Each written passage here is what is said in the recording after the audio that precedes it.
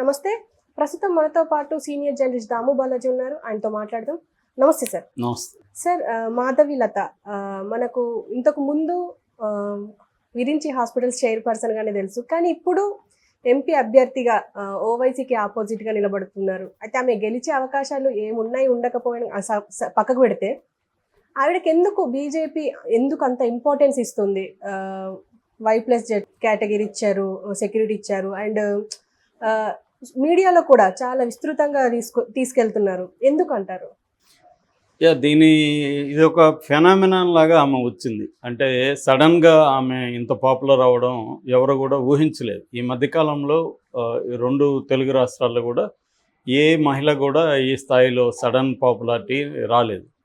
So ఆమె సడన్గా బీజేపీలోకి రావడం ఇదంతా చూసినప్పుడు ఏంటి స్ట్రాటజీ ఏంటి, వీళ్ళిద్దరి మధ్య ఏమైనా కుమ్మక్కు ఉందా, ఓవైసీనే ఈమెను తీసుకొచ్చాడా, లేకపోతే బీజేపీ ఓవైసీ కుమ్మక్కయ్యి డ్రామా ఆడుతున్నారా, లేదు నిజంగానే ఓవైసీని ఓడించాలని బీజేపీ సీరియస్గా ట్రై చేస్తుందా, ఇవన్నీ ప్రశ్నలు.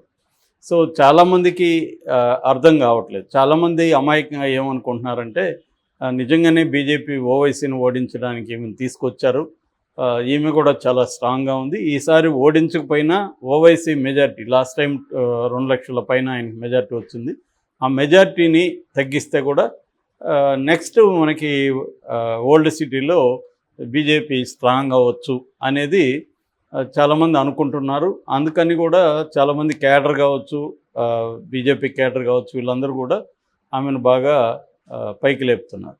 మామూలుగా అయితే ఇవాళ మీడియాలో పాపులర్ కావడం పెద్ద కష్టం కాదు. అన్ని ఛానల్స్లోనూ మనం డబ్బులు ఇచ్చి ఇంటర్వ్యూలు చేయించుకోవచ్చు. సో ఎందుకంటే ఇవాళ ఛానల్స్ అన్నీ కూడా ఆర్థికంగా చాలా ఇబ్బందుల్లో ఉంటాయి, యూట్యూబ్ ఛానల్స్. సో ఎవరన్నా వచ్చి నేను ఒక 10,000 ఇస్తాను నా ఇంటర్వ్యూ ఏంటంటే కళ్ళకు అద్దుకొని వేస్తారు. ఎందుకంటే ఇప్పుడు ఉన్న పరిస్థితి. సో ఆ రకంగా బిగినింగ్లో పెయిడ్ ఇది చేసుకుంది. తర్వాత వన్స్ పాపులర్ అయినాక ఆమె డబ్బులు ఇవ్వాల్సిన అవసరం లేదు. ఎవరైనా కొద్దిగా పాపులర్ అవుతున్నారంటే అన్ని ఛానళ్ళు ఆమె వెంట పడతాయి. అలాగా ఆమెకు పబ్లిసిటీ కూడా వచ్చింది. అంటే కొంత ఖర్చు పెట్టుకుంది, దాని తర్వాత ఫ్రీగా కూడా స్టార్ట్ అయింది.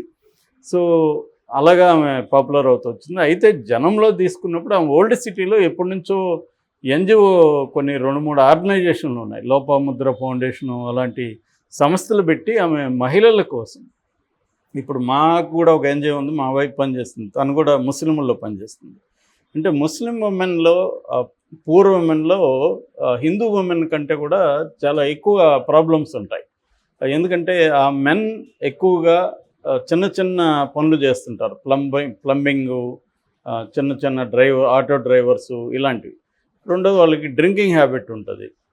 సో వాళ్ళు తాగేయడం, ఆ డబ్బులు ఇంట్లో ఇవ్వకపోవడం, వీళ్ళు పిల్లల్ని చదివించుకోలేకపోవడం, వీళ్ళు ఏమంటే బయట హిందూ ఉమెన్ లాగా బయట పోయి 4 పనులు చేసే పరిస్థితి కూడా ఉండదు. సో అందువల్ల వాళ్ళకి కొంత బయట సపోర్ట్ కానీ ఇస్తే, ముఖ్యంగా టైలరింగ్ కావచ్చు, బ్యూటిషియన్ కోర్స్ కావచ్చు, ఇట్లాంటివి లోకల్గా వాళ్ళు చేసుకోగలిగిన చిన్న చిన్న వృత్తులు అవి కానీ లైవ్లీహుడ్ చూపిస్తే వాళ్ళు చాలా కృతజ్ఞతతో ఉంటారు. అలాగే ఈమె కూడా ఓల్డ్ సిటీలో ఎప్పటి నుంచో ముస్లిం ఉమెన్లో పనిచేస్తున్నారు. వాళ్ళ ఫ్యామిలీ తరఫున 2-3 ట్రస్టులు ఉన్నాయి, అవి పనిచేస్తున్నారు. మామూలుగా కూడా ఒక ప్రైవేట్ కంపెనీస్ ఉన్నప్పుడు CSR అంటారు, అంటే కార్పొరేట్ సోషల్ రెస్పాన్సిబిలిటీ అనేది ఖచ్చితంగా చేయాలనేది మ్యాండేటరీ అనమాట. సో వీళ్ళకి సాఫ్ట్వేర్ కంపెనీ ఉంది, విరించి హాస్పిటల్ ఉంది, ఇంకొన్ని వేరే వ్యాపారాలు కూడా ఉన్నాయి. కాబట్టి వాళ్ళు కూడా CSR తరఫున కొంత ఫండ్ పెట్టాలి. ఆవిడ ఆ పని ఎప్పటి నుంచో చేస్తుంది, ఎడ్యుకేషన్లోనూ పెడుతుంది, ముస్లిం పిల్లలకి వాళ్ళకి ఎడ్యుకేషన్ ఇవ్వడం అవన్నీ. సో అందువల్ల ఓల్డ్ సిటీలో ఆమె కొంత పట్టుంది, అందుకనే బీజేపీ ఆమెను సెలెక్ట్ చేసుకుంది. అయితే ఇప్పుడు వచ్చే ప్రశ్న ఏంటంటే బీజేపీ ఎందుకు ఇంత నేషనల్ లీడర్లు కూడా ఆమెను పైకి లేపుతున్నారు, ఆమెకు Y+ సెక్యూరిటీ ఇచ్చారు, ఆమెకు విపరీతంగా మీడియాలో హైప్ వచ్చే విధంగా చూసుకుంటున్నారు, దీనికి కారణం ఏంటి అని ఆలోచించినప్పుడు దీన్ని హైదరాబాదులో నుంచి మాత్రమే చూడకూడదు, మొత్తం దేశవ్యాప్తంగా మనం కానీ చూస్తే దేశవ్యాప్తంగా ఓవైసీ బీజేపీకి బి టీం అనేది అందరికీ తెలుసు. నిజానికి ఇక్కడ మర్చిపోతున్నారు, కానీ ఇష్యూ చూసేటప్పుడు ఈ ఇష్యూని బ్రాడర్గా చూసినప్పుడు మనకి నేరో స్పేయర్లో ఏం జరుగుతుందో అర్థమవుతుంది. మోడీకి ఓవైసీ బి టీం లాగా పనిచేస్తున్నాడు. అందుకని ఆయన ఇక్కడేమో తెలంగాణలో ఏమో హైదరాబాద్ చుట్టుపక్కల తప్ప ఇంకెక్కడా పోటీ చేయడు. తెలంగాణలో ఉన్న రాష్ట్రంలో ఏమో ఎక్కడా పోటీ చేయరు. ఆ 7-8 నియోజకవర్గాల్లో ఎమ్మెల్యేగా చేస్తారు. ఒకే ఒక ఎంపీగా హైదరాబాద్ నుంచి వస్తూ ఉంటారు. వేరే రాష్ట్రాల్లో మాత్రం అన్ని చోట్ల నిలబెడతారు. బీహారు, మహారాష్ట్ర, మధ్యప్రదేశ్, గుజరాత్, యూపీ ఇక్కడ పోయి నిలబెడతారు క్యాండిడేట్ని. ఎందుకు నిలబెడుతున్నారు, అక్కడ ఎందుకు ఇతను కంటెస్ట్ చేస్తున్నాడు అనుకున్నప్పుడు క్లియర్గా ఏంటంటే బీజేపీ ముస్లిం ఓట్లన్నీ కూడా మెల్లమెల్లగా కాంగ్రెస్కి పడడం మొదలైనాయి. ఎందుకు, బీజేపీ క్లియర్గా హిందూ మతత్వవాద పార్టీగా మారిపోయింది.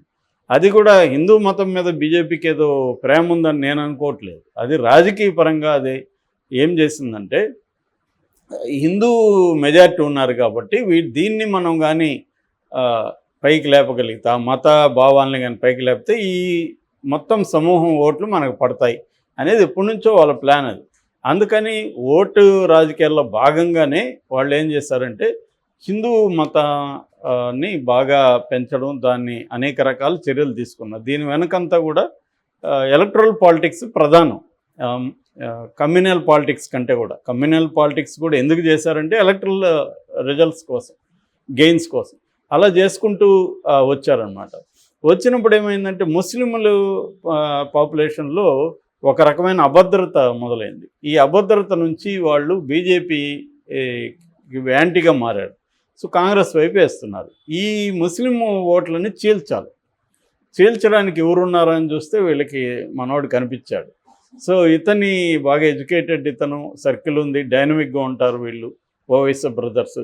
సో ఇతనితో మాట్లాడుకున్నారు. ఇతను వెళ్ళి మొత్తంగా మొదలుపెట్టాడు. అందుకని చాలా స్ట్రాంగ్గా బీజేపీకి వ్యతిరేకంగా ఉన్నట్టుగా ఇతను మాట్లాడడం మొదలుపెట్టాడు. సో మెల్లమెల్లగా ముస్లింలు బిగినింగ్లో తెలియకుండా ఇతనేదో మన కోసం ఛాంపియన్గా ఉన్నాడు, ఇలాంటి ఒక నాయకుడు ఉంటే కానీ మనం బీజేపీ హిందూ మతతత్వ శక్తులతో పోరాడలేమని ఇతన్ని నమ్మి గుడ్డిగా వేశారు. అది బీజేపీకి పనికొచ్చింది. చాలా చోట్ల నార్త్లో 5,000 ఓట్లు 10,000 ఓట్లు ఇతను చీల్చగలిగాడు. దానివల్ల బీజేపీ గెయిన్ అయింది.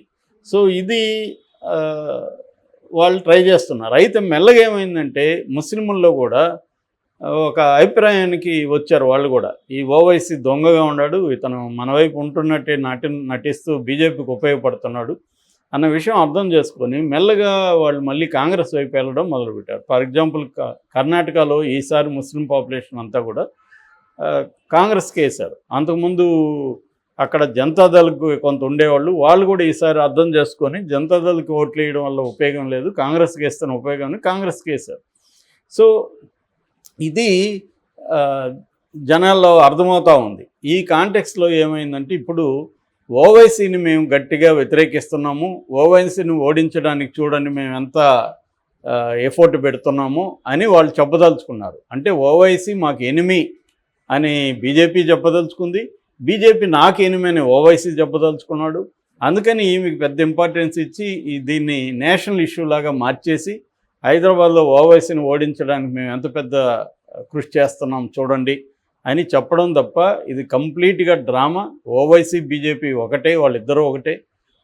ఓవైసీ ముస్లింల తరపున ఏమి అతను ఫైటర్ కాదు, అతను క్లియర్గా మోడీకి లొంగిపోయాడు ఎప్పుడు, డబ్బులకు కావచ్చు లేకపోతే కేసుల విషయంలో కావచ్చు. అందుకే చూడండి అందరి మీద కేసులు పెడతారు, ప్రతిపక్షాల మీద బీజేపీ. ఇప్పటివరకు మోడీ బ్రదర్స్ మీద ఏ రకమైన కేసు కానీ ఏ రకమైన అవినీతి ఆరోపణలు కానీ ఏవీ చేయలేదు. అంటే క్లియర్గా ఏంటంటే ఇతను ముస్లింలకి ఉపయోగపడుతున్నాడు. ఎందుకంటే బీజేపీకి ఇవాళ ఏంటంటే ఏ పాపులేషన్ కూడా వాళ్ళు వదలరు. ఈవెన్ ముస్లింల్లో కూడా షియాలు 15% ఉంటారన్నమాట, సన్నీ అండ్ షియాలు. సో ఆ పాపులేషన్లో మళ్ళీ పస్మందా ముస్లిమ్స్ అని ఉంటారు. వాళ్ళు ఏంటంటే బీసీలు అండ్ ఎస్సీస్ అనమాట, అంటే ఇండియన్ కన్వర్ట్స్. వాళ్ళే 80% ఉంటారు ముస్లిం పాపులేషన్లో. వాళ్ళని కూడా టార్గెట్ చేస్తుంది బీజేపీ. సో దానికి కూడా సపరేట్ వింగ్స్ పెట్టి వాళ్ళని కూడా రాజ్నాథ్ సింగ్ లాంటి వాళ్ళు వాళ్ళ విశ్వాసాన్ని చూరగొంటారు. సో వాళ్ళకు కూడా చేస్తుంది అన్నమాట. సో ఈ కాంటెక్స్లో ముస్లిం ఓట్లని చీల్చడం కోసం ఓవైసీని వాడుకోవాలంటే ఓవైసీకి మాకు తీవ్ర ఎనిమిటీ ఉందని ప్రపంచానికి చాటాలి. అందుకోసమే ఈమెను ఉపయోగించారు. ఈ డ్రామా అంతా ఈమె బాణాలు వేసేది, ఈమె చేసే మాటలు ఇవన్నీ కూడా డ్రామా. ఆమెలోనే ఆ డ్రామాటిక్ ఎలిమెంట్ ఉంది కాబట్టి వాళ్ళకి బాగా పనికొచ్చింది. ఆమె క్యారెక్టర్లోనే కొంత డ్రామా ఉంది. ఆ డ్రామాటిక్గా మాట్లాడడం, ఆ డ్రామాటిక్ వ్యవహారం అంతా ఉంది. ఆ కామెడీ వల్ల కూడా ఆమె పాపులర్ అయింది. నిజానికి ట్రోల్స్, నెగిటివ్ ట్రోల్స్ కూడా ఆమె మీద విపరీతంగా ఉన్నాయి. దానివల్ల కూడా పాపులర్ అవుతుంది. ఏదేమైనా ఇదంతా కూడా పెద్ద డ్రామాగా మనం అర్థం చేసుకోవచ్చు. దీనివల్ల ఏమీ ఓవైసీకి ఏమి నష్టం లేదు.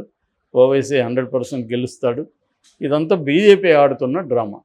Okay sir, thank you.